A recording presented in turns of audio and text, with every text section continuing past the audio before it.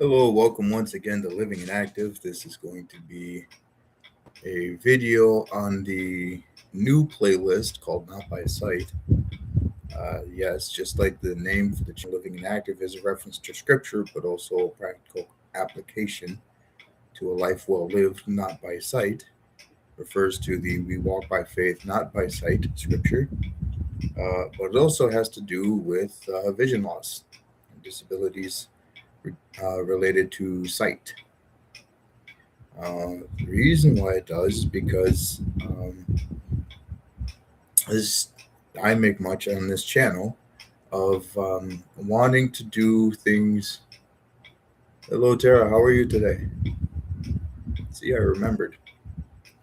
Wanting to do things that are helpful, encouraging, beneficial to all kinds of people having whatever issues they're having, not just the ones that look like mine. And this whole thing with vision loss experimentation came from the other night. I was very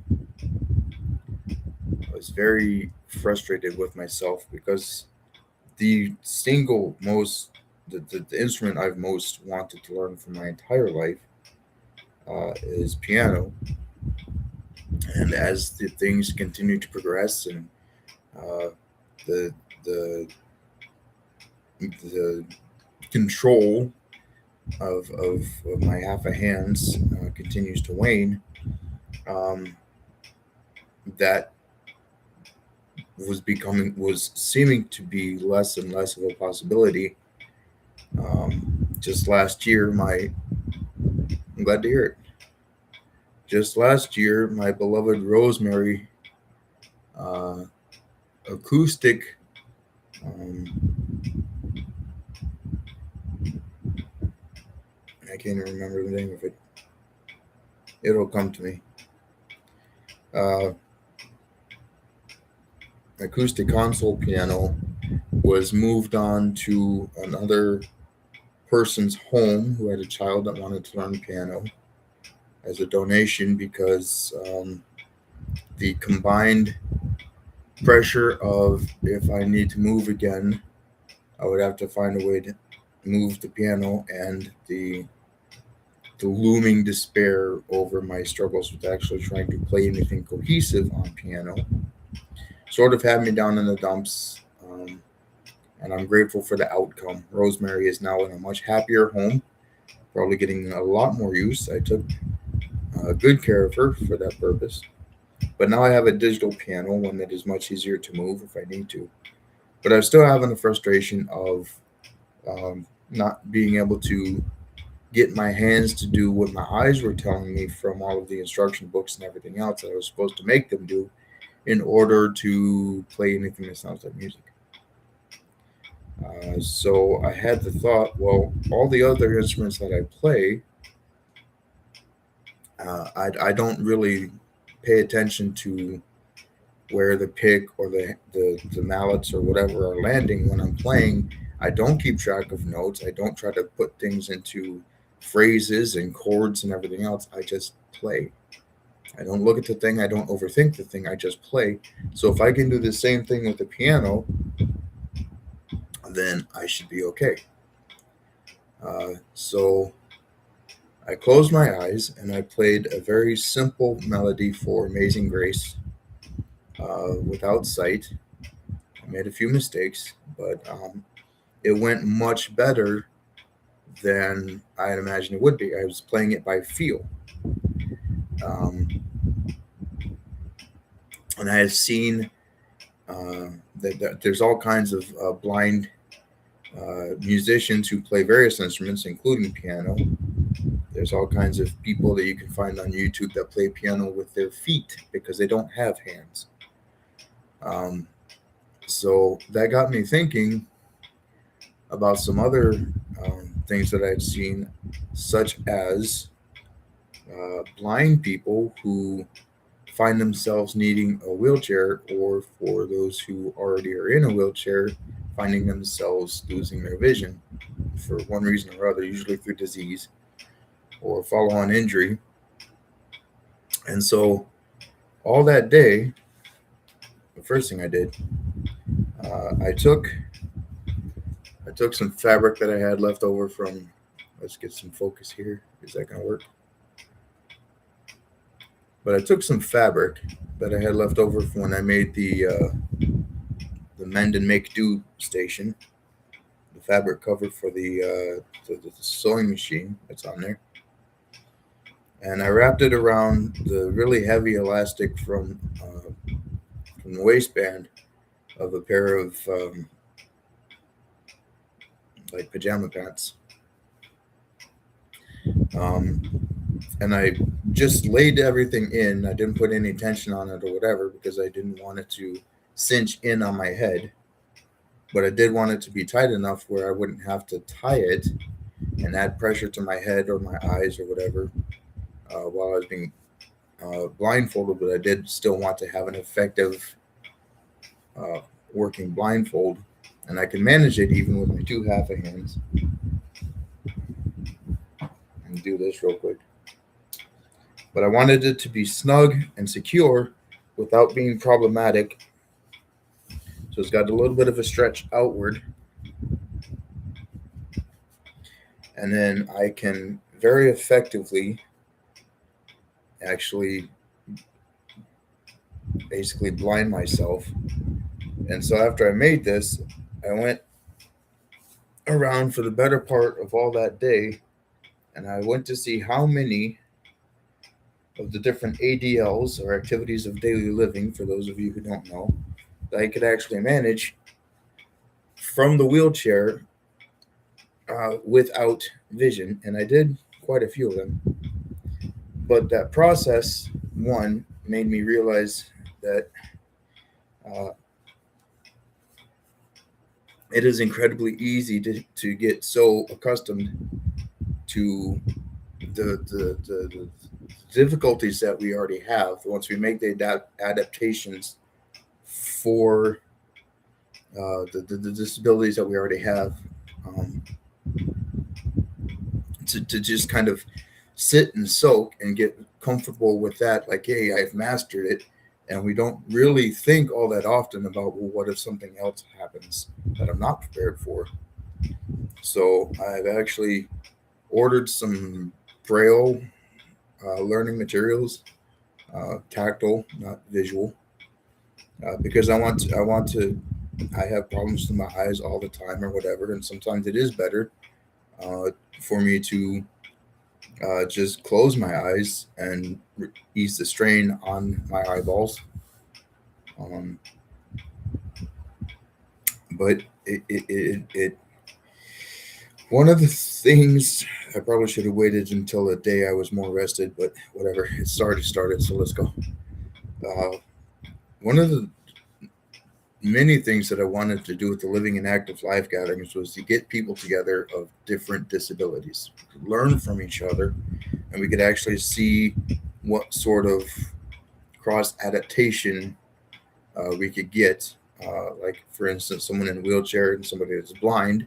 If the blind person stood behind the wheelchair, held on to the handles, and the sighted person that's operating the wheelchair could actually guide them around, they could actually work as a team.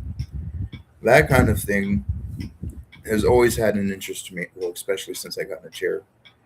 But the other thought is there's nothing saying that we're only limited to one disability or one set of capabilities from whatever disease or injury or whatever that we get. So I want to do my best to train, and we call it contingency training, to train for, if I have to be able to get around and do the things I need to do in my living space with vision loss. Mutual cooperation. Exactly, Wayne. Hello, Wayne. How are you doing today? Good to see you here. So I learned quite a bit, because I spent hours doing this day before yesterday or yesterday. I don't remember. It's in my posts. I posted a bunch about it. I took breaks and jumped on the computer and would write a post about what I'd done so far, and then I jumped back off the computer and went back into the wheelchair with a blindfold. But I learned a lot, truly a lot. The ability to use uh, changes in air pressure or the flow of air if you have a fan operating, or if you have the configuration memorized in your living space, where such and such a device that makes this noise happens to be, or um, you know registering, because there are blind people who can perceive light, and there are blind people who have no light perception at all.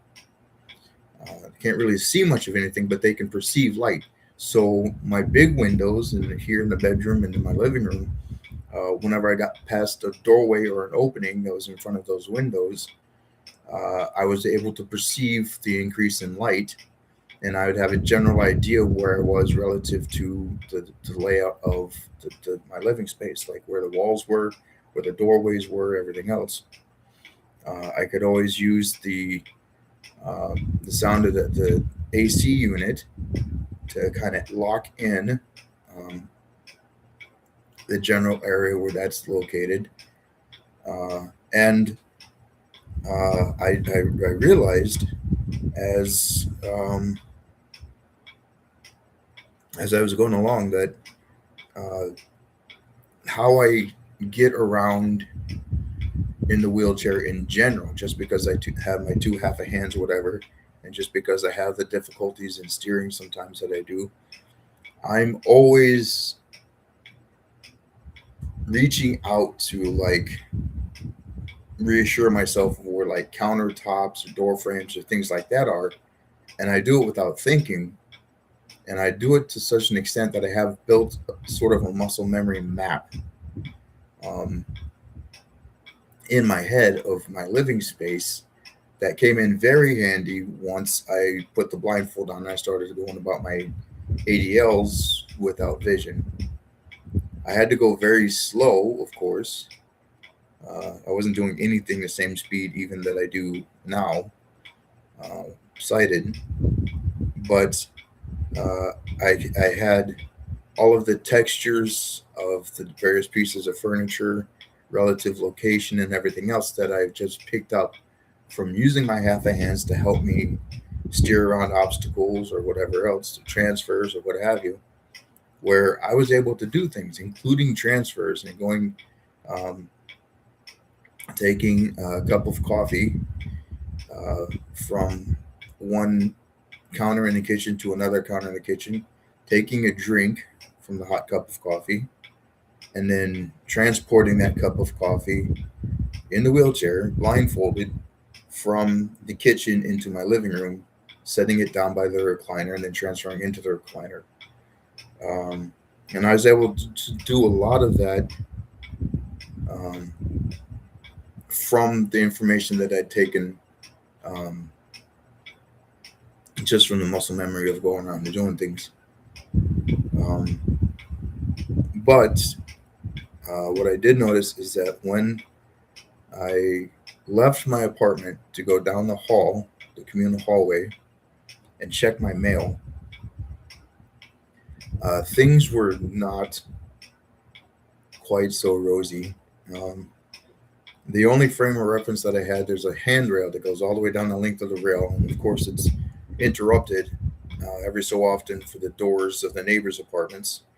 And so I was able to track my progress through the hallway by, you know, recognizing which door I was in front of, uh, to kind of gauge my progress down the hall.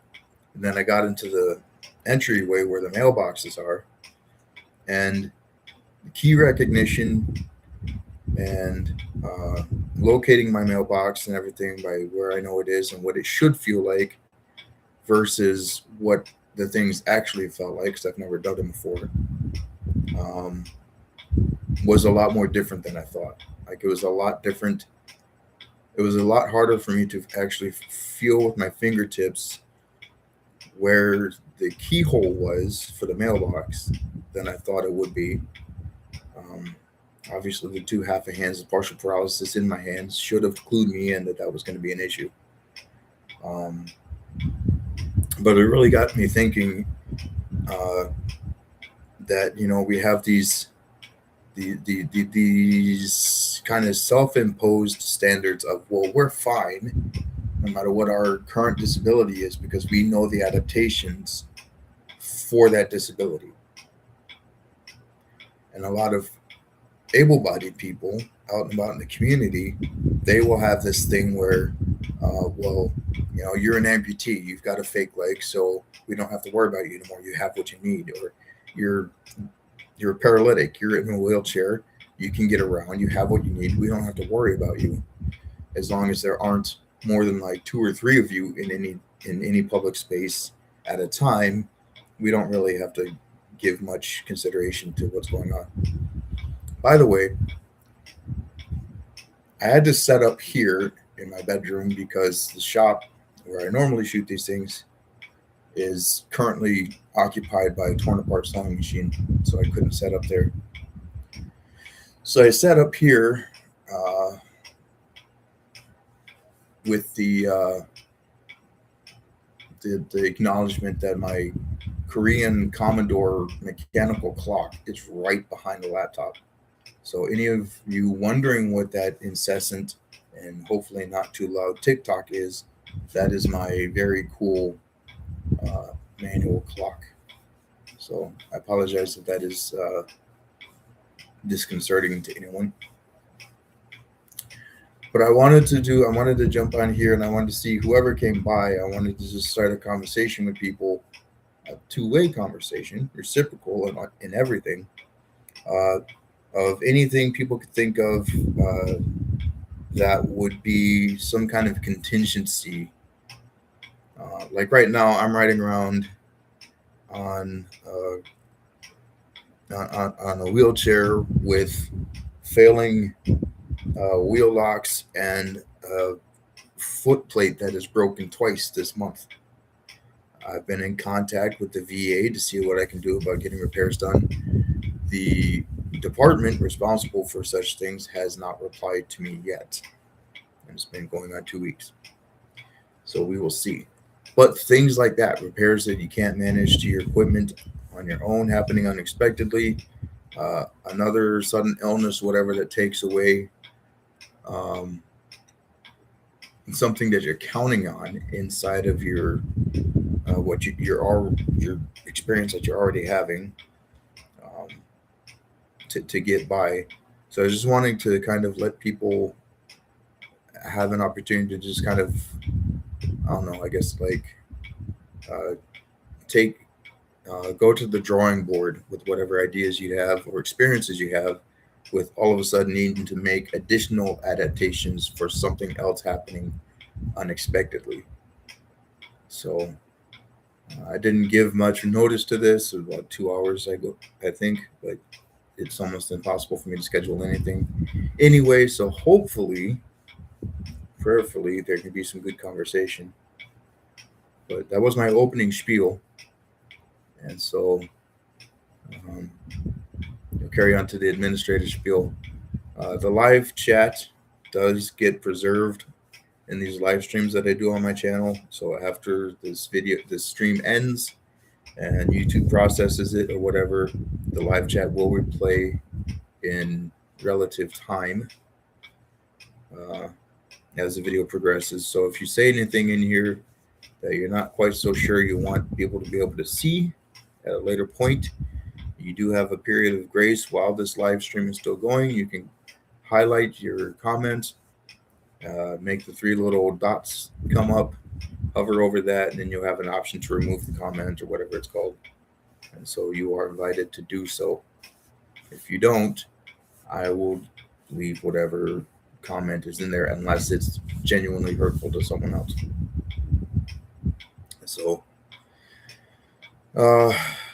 So, let's hear experiences, ideas, any kind of situations where somebody might come into needing to unexpectedly adjust for an added degree of difficulty to the adaptations they already have in place and don't have a big pool to choose from. But so Tara, I see you're in here. Do you have any? Have Have you and Rob ever come across anything where you're just cruising along and all of a sudden something additional comes along that you've got to make adjustments for that you weren't necessarily prepped for, weren't uh, didn't know you should have been expecting or anything like that?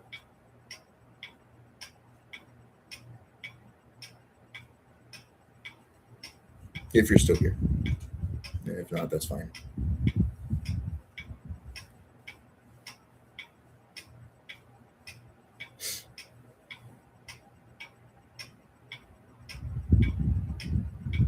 Okay, so what about the peg tube?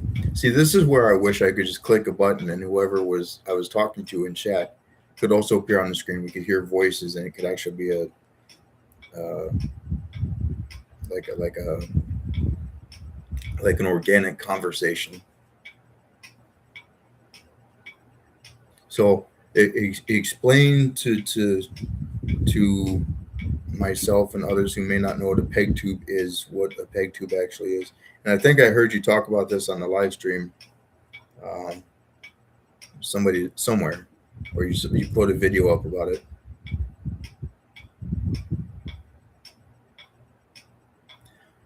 Yeah, the throat thing. That's probably been a big thing. So you probably have like a whole list of scenarios that have come up that were just extra in addition to just what Rob's actually going through from the paralysis.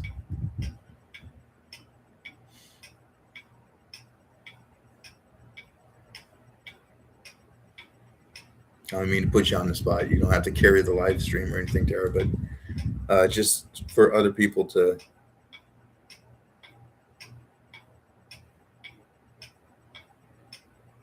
Oh, okay.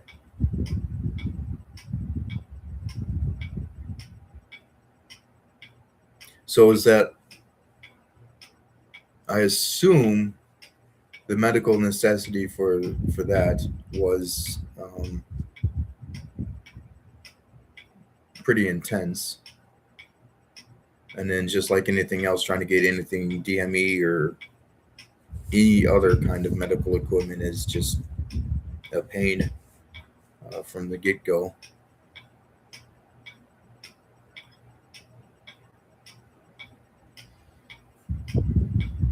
And there is, believe it or not, people may not want to hear this, but as much as as disability is one of the favorite minority groups, I guess, to turn into a commodity and to get people all excited about, there's so much predatory exploitation in the marketplace for medical equipment and accessibility features and everything else that a lot of us just don't talk about really openly because there's already a lot out there on the airwaves about the stuff we need just for regular access. Um, right after he got the trach after his injury, he was the shortages. Ugh. Yeah, I'm not a fit. Like I said, I'm riding around on a broken foot plate, two wheel locks that barely do what they're supposed to, um, and I can't. I'm having issues getting a hold of uh, my supplier. Um, but yeah, so if I had things like, I'm grateful for the fact that I can do things like,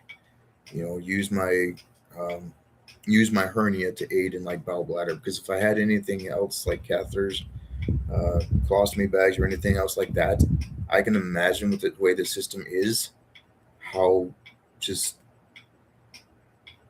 how much more engaged with an incredibly inefficient and ineffective system I would be than I'm actually comfortable with. Um, so I'm very grateful to the Lord for what He has allowed me to retain so that I can live independently and um, not necessarily have to put myself constantly on the mercy of people that like to control commodities and things. Um, but yeah, and that's um, and the what another the things that I learned was, um, as viable as it is to roll around with this thing on in my living space, um, even just going out into the hallway to check my mailbox told me that I did not want to venture to go outside of my building, um, unsighted without someone there with me. I have absolutely no frame of reference, no familiarity with the outside world, and I can't just stick to the walls and the stuff I've put in place outside. And it's a dynamic environment, it's constantly changing. And especially with things like electric cars that you cannot hear until they're right on top of you, probably literally.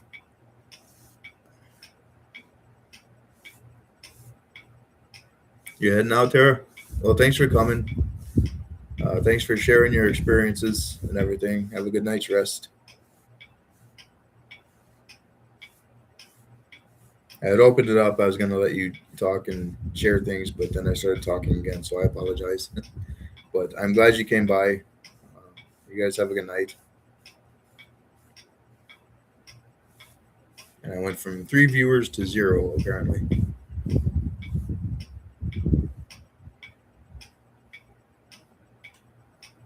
So I don't know. Anyway, this may not necessarily have been, this probably isn't going to be a very long live feed. And I thought it was a good idea for a conversation, but um, I don't know. Anyway, I'm going to leave it, even if I end it quote unquote early, I'm going to leave it up for people to start a conversation in the comments, um, or share ideas or whatever, to where something more organized, and planned can happen for a larger conversation. But I just wanted to put it out there that we don't have control over what happens to us. Scripture tells us that we shouldn't make plans according to what we think will happen. And the Father is the only one who knows what will happen, and so we leave everything in his hands. But for things that are at least potentially foreseeable, like the possibility of sustaining more than one kind of disability, I think it's possible to, or even just something that can be just getting a feel, whether you're disabled or not, just doing something that can put you in the place of a better understanding um, of folks that have different abilities or capabilities, and just to kind of, uh, just to kind of aid in the compassion we are to show each other, and the consideration, the scriptural, thoughtful consideration, the natural affection that Scripture talks about. We are to show one another in the love that proves we are the disciples of Christ. Um, so I think, just like with everything else with this channel, I think opening up as many topics of exploration so that people uh, can get to know um, where each other is coming from. It's going to be a very, very loud series of chimes because it's 9 o'clock at night.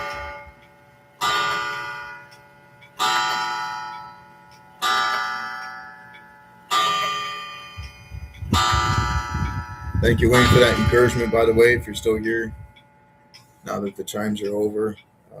Thanks for the encouragement. I really did think I had more energy uh, to carry the topic, and I thought I had more to say, but I'll let this still be a placeholder for the conversation to start. People can share their experiences or give ideas or whatever for other things um, that can be tried, I guess, just to keep uh, people interacting with each other, not letting the different experiences of the various disabilities keep people from learning from each other or giving respect or consideration to each other, uh, or um, talking from their ears, I guess, on things they don't have any kind of experience with. Um, so yeah, I appreciate those who are here. Um, I'm going to go and address this energy thing that I'm having, and then at some point, hopefully, uh, transfer to the floor and see if there's some way I can actually fit my footrest while I'm waiting for uh, the people that say I have to wait for them to fix anything, to actually say if they're going to fix something. Um, there are other channels that do all the DME and medical supply and the repair and whatever conversation. So I don't know if I'd be able to do the same thing, but yeah. So I'm gonna go because this is a living and active video. Remember Hebrews 11:6. Without faith, it is impossible to please God, because those who come to God must believe that He is, and that He is a rewarder of those who seek Him. Speaking of walking by faith or rolling by faith and not by sight, um, we operate inside of the assurance we have of the Father's faithfulness and truthfulness in what He has said, and His demonstrated ability to provide for us no matter what the circumstances tell us our outcome or our um, experience is going to be. So, whether it's figurative or literal or spiritual or emotional or whatever, um, don't let loss of whatever define um, or hinder you from living in the fullness that the Father would want you to have. And if that means, and that does usually mean turning more to Him as things get worse, as more things get taken away. And so, um, just like it is possible, uh, to some extent, to pilot a wheelchair when you can't see what you're doing, uh, Scripture tells us that all things are indeed possible with God. So, until next time, if there is a next time, and there might not be, God be with you, and put your faith in the one who is worthy of your faith, not in the fact that you have faith itself. There's a difference, and it's an important one. So, God bless you.